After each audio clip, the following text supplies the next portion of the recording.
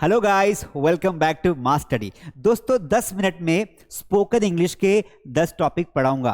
क्या आप इस चैलेंज के लिए तैयार हैं? Are you ready for this challenge? If yes then अगले 10 मिनट्स आपको कहीं नहीं जाना है, क्योंकि 10 मिनट में 10 टॉपिक का रिवीजन हो जाएगा और साथ में दिमाग स्टार्ट हो जाएगा इंग्लिश में सोचना, क्योंकि जो सुनते हैं वही तो बोलते हैं ना दोस्त। इसलिए अगले 10 मिनट्स प्राइम टाइम है आपका और मेरा भी। चलिए शुरू करते हैं। 10 मिनट्स में 10 टॉपिक्स। अगर अच्छा लगे तो लाइक सब्सक्राइब शेयर कर देना।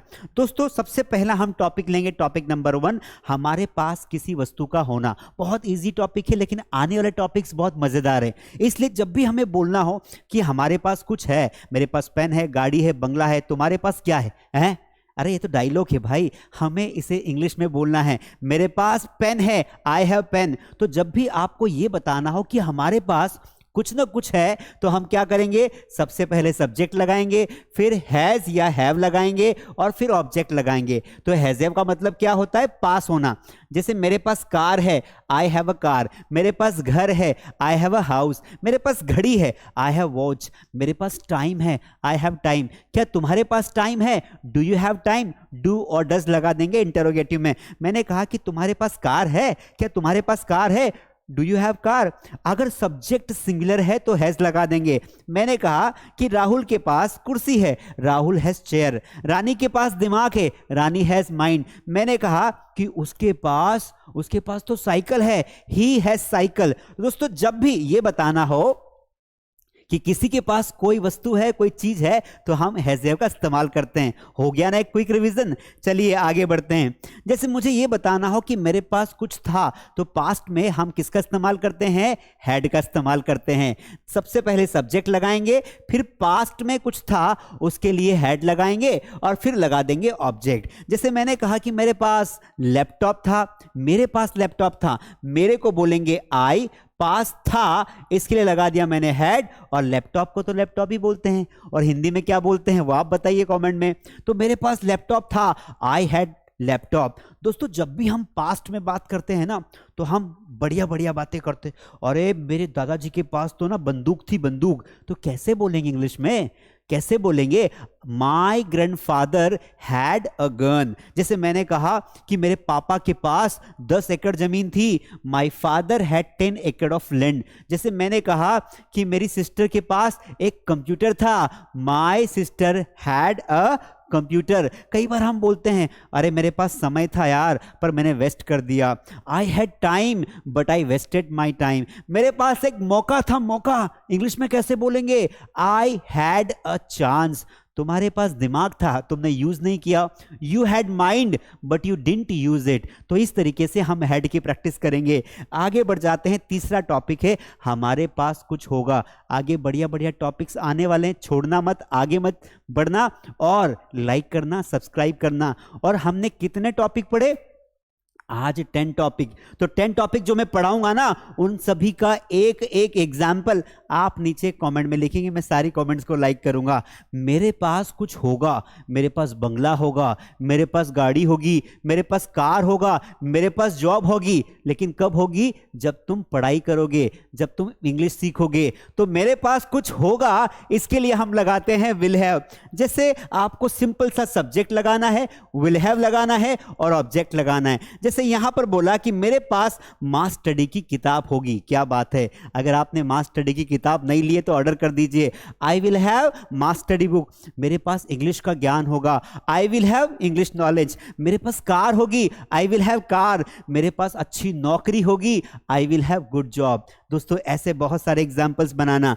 आगे चलते हैं। टॉपिक नंबर 4, सब शुड हैव प्लस ऑब्जेक्ट। यानी कि जब हमें यह बताना हो कि तुम्हारे पास कुछ ना कुछ होना चाहिए। पास अगर है तो हैज हैव लगाते हैं, पास था तो हैड लगाते हैं, पास होगा तो विल हैव लगाते हैं। लेकिन पास होना चाहिए। आपके पास क्या क्या होना चाहिए? कुछ चीजें होनी चाहिए, तो उसके लिए लगाएंगे शुड हैव। जैसे मैंने कहा कि तुम्हारे पास टाइम होना चाहिए, यू शुड हैव टाइम। तुम्हारे पास घड़ी होना चाहिए, यू शुड हैव वॉच। तो आपको शुड हैव लगाना है ये बताने के लिए कि कुछ होना चाहिए। मैंने कहा भैया तुम्हारे पास अंग्रेजी का ज्ञान तो होना चाहिए, 2024 चल रहा है, अब तो इंग्लिश सीख जाओ। इंग्लिश सीखने के लिए तुम्हें इस नंबर पर कॉल करना चाहिए। तो तुम्हारे पास अंग्रेजी का ज्ञान होना चाहिए, you should have knowledge of English. समझ में आया? तुम्हारे पास ना एक अच्छा बैग होना चाहिए, यू शुड हैव बैग। तुम्हारे पास जानकारी होनी चाहिए, यू शुड हैव नॉलेज।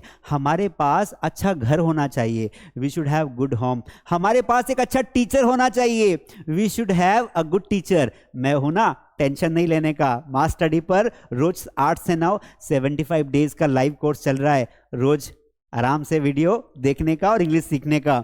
तो कुछ होना चाहिए, इसके लिए हम क्या लगाते हैं दोस्त? हम लगाते हैं शुड हैव। इसका एक एग्जांपल कमेंट में डालना है। अगला हमारा टॉपिक है वांट और वांट्स। दोस्तों, जब भी हमें किसी वस्तु या किसी व्यक्ति की नीड होती है तो हम सिंपल वांट और वांट्स लगाते हैं। अगर आपका सब्जेक्ट सिंगुलर है तो आप लगाते हैं वांट्स, और अगर आपका सब्जेक्ट प्लूरल है तो आप लगाते हैं वांट। वांट कब लगाना है? प्लूरल सब्जेक्ट के साथ, आई वी दे यू के साथ वांट लगाते हैं, और ही शी इट के साथ वांट्स लगाते हैं। जैसे मैंने कहा कि मुझे पानी चाहिए, आई वांट वाटर। तीखा खा लिया है, जैसे तीखा खाया, बच्चे मम्मी को बोलते मम्मा आई वांट वाटर, मुझे पानी चाहिए। लेकिन मुझे तुम्हारा सपोर्ट चाहिए, आई वांट योर सपोर्ट। मुझे तुम्हारा पैसा नहीं चाहिए, I don't want your money. मुझे तुम्हारा प्यार चाहिए, I don't want your love. आया ना मजा? एक सेंटेंस तुम भी बोल के दिखाओ, तब और मजा आएगा। तो जब भी हमें बताना हो कि हमें कुछ चीज चाहिए, मान लो सब्जेक्ट सिंगुलर आ गया, जैसे मैंने कहा कि मुकेश को क्रिकेट चाहिए, मुकेश वांट्स क्रिकेट, है ना, यानी कि क्रिकेट के प्रति उसका बहुत प्यार है। मैंने कहा कि रमेश को, अरे रमेश को तो तुम्हारा लैपटॉप चाहिए, रमेश वांट्स योर लैपटॉप। मैंने कहा कि राधिका को, अरे राधिका को तो स्कूटी चाहिए, राधिका वांट्स स्कूटी। लेकिन ओवरऑल मुझे तुम्हारा वक्त चाहिए, आई वांट योर टाइम। वक्त क्यों चाहिए? ताकि तुम इंग्लिश सीख पाओ। इंग्लिश कब सीखोगे? जब लाइक करोगे, सब्सक्राइब करोगे और शेयर करोगे। ठीक है, तो अगर सब्जेक्ट सिंगुलर है तो वांट्स लगाना है। उसे तो घर चाहिए यार, ही वांट्स हाउस। उसे खाना चाहिए, पैसा नहीं चाहिए। ही वांट्स फूड, क्या बोलेंगे? He wants food. तो 5-5 वाक्य बनाना, मजा आ जाएगा, प्रैक्टिस पक्की हो जाएगी। अगला टॉपिक है वांटेड। आपको कुछ चाहिए था तो वांटेड लगाना है, चाहे सब्जेक्ट सिंगुलर हो चाहे सब्जेक्ट प्लूरल हो, आपको लिखना है वांटेड। अगर अच्छा लगा हो तो कमेंट करना वीडियो के बाद कि पार्ट 2 लाओ सर, आई वांट पार्ट 2। तो मैं अगले 10 टॉपिक 10 मिनट में और लाऊंगा। पार्ट 2 अगर चाहिए तो नीचे लिखना कमेंट में, और अगर पार्ट 2 चाहिए तो 5000 से ज्यादा लाइक्स चाहिए मुझे। ठीक है, मैंने कहा कि मेरे भाई को नया मोबाइल चाहिए था, सब्जेक्ट लिखो, उसके बाद वांटेड लिखो, ऑब्जेक्ट लगा दो। तो मेरे भाई को नया मोबाइल चाहिए था, माय ब्रदर, मेरे भाई यानी कि my brother wanted new mobile. मैंने कहा कि मुझे तुम्हारी कार चाहिए थी, आई वांटेड योर कार। अरे मुझे तुम्हारी किताबें चाहिए थी, आई वांटेड योर नोट्स। मैंने कहा कि उसे तुमसे पैसे चाहिए थे, he wanted money from you. मैंने कहा कि हमें तुम्हारी मदद चाहिए थी, वी वॉन्टेड योर हेल्प। दोस्तों, ऐसे हजारों सेंटेंस बनाओगे ना तो प्रैक्टिस बहुत तगड़ी होगी। तो आपको क्या क्या चाहिए था नीचे कमेंट में लिखना है। अगला टॉपिक है किसी वस्तु के अंदर कुछ होना। जब किसी एक वस्तु के अंदर कोई दूसरी वस्तु होती है तो उसे कहते हैं देयर। जैसे इस मकान के अंदर पापा हैं तो सेंटेंस क्या बनेगा? There is a father at home. उसी प्रकार जब कुछ है या कुछ नहीं है उसके लिए आगे लगा दो देयर, फिर इज या आर दोनों में से कोई एक चीज लगा दो और लगा दो ऑब्जेक्ट। अगर आपका ऑब्जेक्ट सिंगुलर है तो इज लगाना है, ऑब्जेक्ट प्लूरल है तो आर लगाना है। जैसे यहां पर एग्जांपल है, कमरे में बैग है तो there is a bag in the room. तो मैंने कहा कि कक्षा में विद्यार्थी हैं, there are students in the class. मेरे रूम में 2 पंखे हैं, there are 2 fans in my room. क्योंकि एक पंखा चलता नहीं तो मैंने दूसरा साइड में लगवा लिया, उसको चालू नहीं करवाया, बहुत आलसी हूं मैं। नहीं सर, आप तो बहुत एक्टिव है। तो मैंने पूछा कि बताओ आपके कमरे में क्या क्या है। सर वो मत पूछो, नहीं बताना पड़ेगा कि आपके कमरे में क्या क्या है। मेरे कमरे में एक कूलर है, there is a cooler in my room. मेरे कमरे में एक बेड है, there is a bed in my room.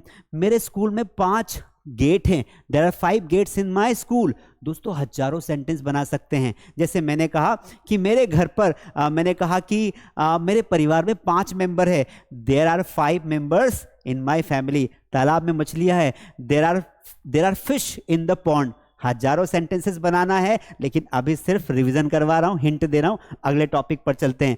अगला टॉपिक है कोई काम करो। यानी कि जब भी हमें किसी को ऑर्डर देना हो ना, तो हम क्या करते हैं, सीधा लगाते हैं वर्ब का फर्स्ट फॉर्म और लगाते हैं ऑब्जेक्ट। जैसे मैंने बोला यहां से जाओ, ग्रो फ्रॉम हियर, यहां से भागो, रन फ्रॉम हियर, बैठ जाओ, सिट हियर।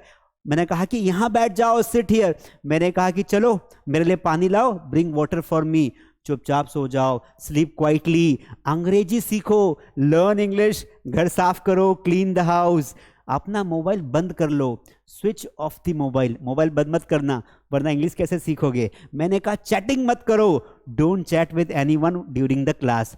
तो इस तरीके से हम किसी को ऑर्डर दे सकते हैं। ऑर्डर देने के लिए वर्ब का फर्स्ट फॉर्म लगाना है, ऑब्जेक्ट लगाना है। अगला टॉपिक देखता है, किसी से कुछ ना करने के लिए बोलना, तो हम आगे लगाते डोंट। तो मत करो के लिए डोंट लगाएंगे, वर्ब का फर्स्ट फॉर्म ऑब्जेक्ट। मैंने कहा कि मुझे परेशान मत करो, डोंट बॉदर मी, मुझे परेशान मत करो, डोंट बॉदर मी। मैंने कहा कि यहां मत थूको, डोंट स्पीट हियर, अपना वक्त खराब मत करो, डोंट वेस्ट योर टाइम।